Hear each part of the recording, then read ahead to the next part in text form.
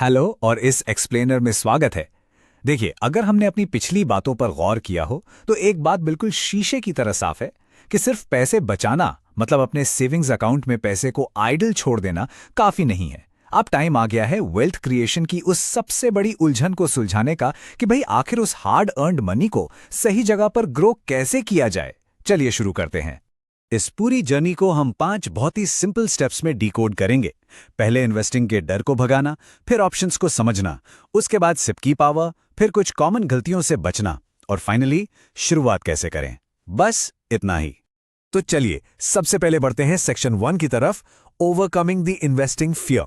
मतलब इन्वेस्टिंग का सबसे पहला और शायद सबसे मुश्किल कदम। होता क्या है ना, जब भी कोई स्टॉक मार्केट, म्यूचुअल फंड्स या गोल्ड की तरफ देखता है तो इतना ज्यादा इन्फॉर्मेशन ओवरलोड होता है कि अक्सर लोग शुरुआत ही नहीं कर पाते। आखिर इन्वेस्ट करें तो करें कहां, ये सवाल इतना बड़ा बन जाता है कि पहला कदम उठाना लिटरली नामुमकिन सा लगने लगता है। इतने सारे फाइनेंशियल जार्गन्स और ढेरों अलग अलग ओपिनियंस, इसके बीच ये तय करना कि पैसा कहां सेफ रहेगा एक बहुत बड़ा मेंटल ब्लॉक बन जाता है, जिसे हम एनालिसिस पैरालिसिस भी कहते हैं। अगर ध्यान से देखें तो बिगिनर्स को रोकने वाले मेनली 3 बड़े डर होते हैं। पहला, कहीं पैसा पूरी तरह डूब ना जाए। दूसरा, फाइनेंशियल नॉलेज की कमी। और तीसरा, कहीं गलत जगह इन्वेस्ट ना कर दे। और पता है इसका रिजल्ट क्या होता है? इन्हीं डरों की वजह से लोग अक्सर लो रिटर्न वाली फिक्स डिपॉजिट्स में फंस कर रह जाते हैं, या फिर उससे भी बुरा, अपनी सेविंग्स को बैंक अकाउंट में ऐसे ही पड़ा छोड़ देते हैं जहां वो बिल्कुल भी ग्रो नहीं करती। लेकिन यहां एक बहुत ही क्रूशियल पॉइंट है जिसे समझना बेहद जरूरी है। सबसे बड़ा रिस्क लेना नहीं है, बल्कि शुरुआत ही ना करना है। बिना कुछ किए अपनी सेविंग्स को इन्फ्लेशन यानी महंगाई नाम के साइलेंट किलर के हाथों खत्म होने देना मार्केट में उतरने से कहीं ज्यादा खतरनाक है।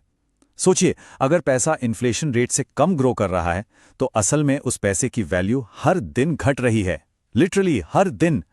इसलिए इन्वेस्ट ना करना ही फाइनेंशियल वर्ल्ड का सबसे बड़ा रिस्क है। अब आते हैं सेक्शन 2 पर, सिंप्लीफाइंग द इन्वेस्टमेंट ऑप्शंस, क्योंकि इन्वेस्टिंग सच में इतनी कॉम्प्लिकेटेड नहीं है।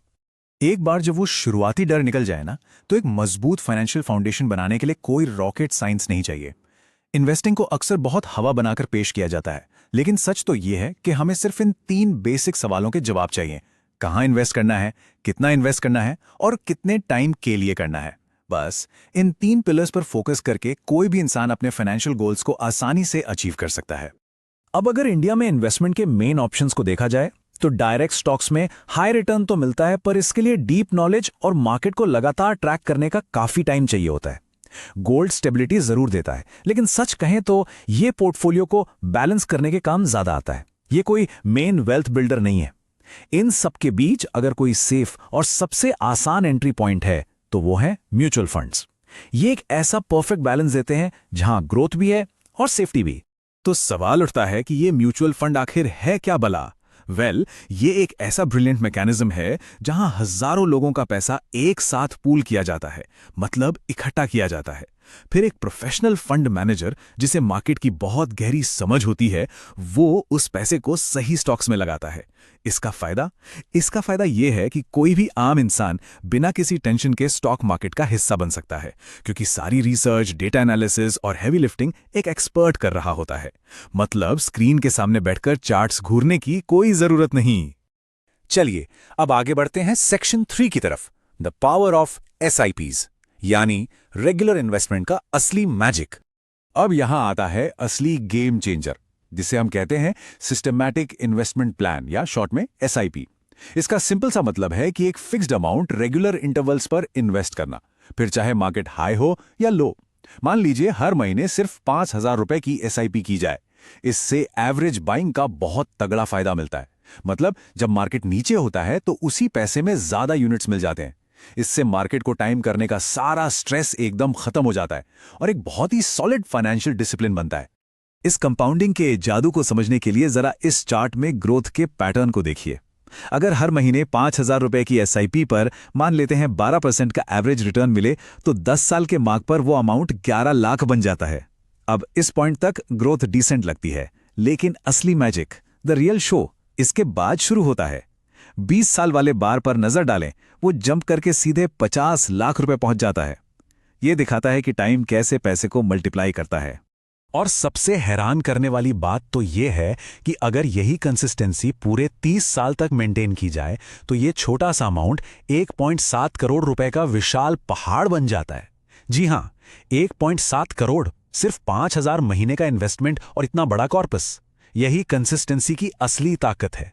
ये क्लियरली प्रूफ करता है कि लॉन्ग टर्म में नॉर्मल सेविंग्स को भारी वेल्थ में बदलने के लिए किसी मैजिक ट्रिक की नहीं, बल्कि सिर्फ और सिर्फ टाइम और डिसिप्लिन की जरूरत होती है। अब मूव करते हैं सेक्शन 4 पर, अवॉइडिंग कॉमन बिगिनर मिस्टेक्स। क्योंकि पैसा बनाना जितना जरूरी है, उसे बचाना भी उतना ही जरूरी है। देखिए, एसआईपी जैसे बेहतरीन टूल होने के बावजूद नए इन्वेस्टर्स अक्सर भारी नुकसान उठाते हैं। ऐसा क्यों होता है? क्योंकि वो फोमो में आकर, यानी फेयर ऑफ मिसिंग आउट में आकर, दोस्तों या न्यूज की रैंडम टिप्स पर इन्वेस्ट कर देते हैं।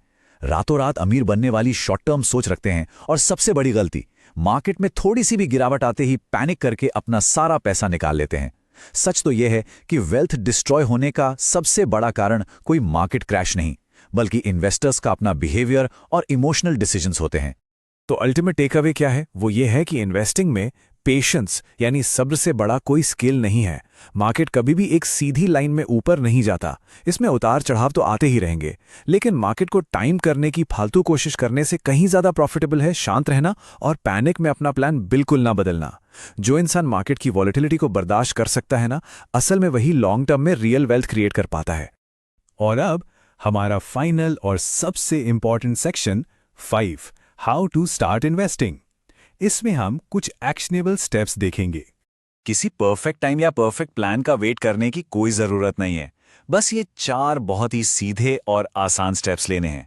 पहला, ज़ीरोधा या ग्रो जैसे किसी भी प्लेटफॉर्म पर डीमैट अकाउंट खोलना, जो आजकल बस कुछ ही मिनटों में ऑनलाइन हो जाता है। दूसरा, अपनी केवाईसी पूरी करना। तीसरा, एक सिंपल सा म्यूचुअल फंड सेलेक्ट करना। और चौथा, अपनी एसआईपी शुरू करना। भले ही वो शुरुआत सिर्फ 1,000 रुपये महीने से ही क्यों ना हो। अमाउंट छोटा हो सकता है, लेकिन सबसे इंपॉर्टेंट है वो पहला कदम उठाना। एक बिगिनर को कोई फाइनेंशियल एक्सपर्ट या गुरु बनने की जरूरत नहीं है। बस एक बात हमेशा याद रखनी चाहिए, मार्केट परफेक्ट लोगों को नहीं, डिसिप्लिन्ड लोगों को रिवॉर्ड करता है। कोई भी इंसान हर बार एकदम बॉटम पर खरीदकर टॉप पर नहीं बेच सकता, ये इम्पॉसिबल है। लेकिन जो इंसान हर महीने बिना रुके अपना पैसा इन्वेस्ट करता रहता है, लॉन्ग टर्म में असली जीत उसी की होती है। अब इन सब के बाद बस एक आखिरी लेकिन बहुत ही क्रूशियल सवाल बचता है, आखिर सही म्यूचुअल फंड कैटेगरी कैसे चुनें? वो लार्ज कैप होना चाहिए, स्मॉल कैप, या फिर एक इंडेक्स फंड? अपना पहला फंड सही चुनना ही वेल्थ क्रिएशन की असली शुरुआत है। और यही होगा हमारे अगले एक्सप्लेनर का टॉपिक। तो इस सवाल पर जरूर विचार कीजिएगा।